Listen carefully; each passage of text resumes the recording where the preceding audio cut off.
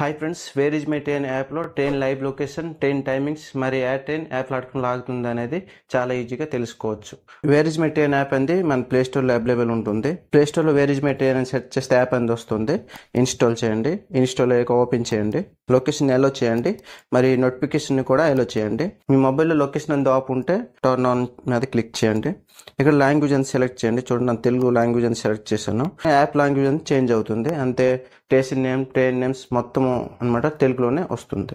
Language అని select చేయండి. Select చేసిన తర్వాత సబ్మిట్ మీద క్లిక్ చేయండి. సబ్మిట్ మీద క్లిక్ చేస్తే ఇలా పేజ్ అంతా ఓపెన్ అవుతుంది. చూసారా, ఇక్కడ ఫ్రమ్ స్టేషన్ టు స్టేషన్ అని వచ్చింది. ఎక్కడికైనా ట్రైన్లో వెళ్ళాలి అనుకుంటే, ఇప్పుడు విశాఖపట్నం వెళ్ళాలి అనుకుంటే మీకు ట్రైన్స్ నేమ్స్ మరి ట్రైన్ టైమింగ్స్ గురించి తెలియకపోతే ఫ్రమ్ స్టేషన్ చూసారా, ఫ్రమ్ స్టేషన్ క్లిక్ చేయండి.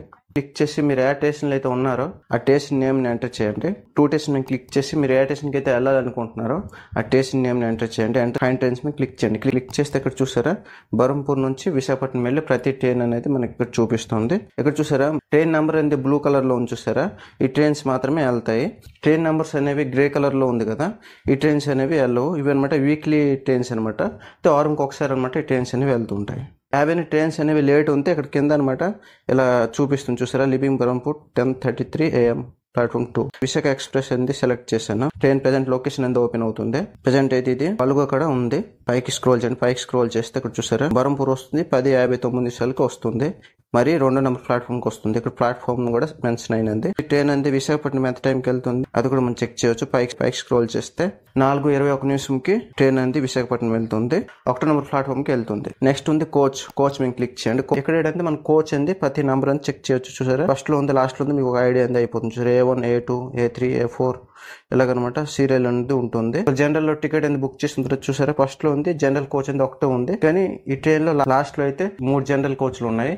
దీనివల్ల ఏంటంటే మీకు లాస్ట్ లో ఉంటే మీకు సీట్స్ దొరికే ఛాన్స్ అనేది ఉంటుంది.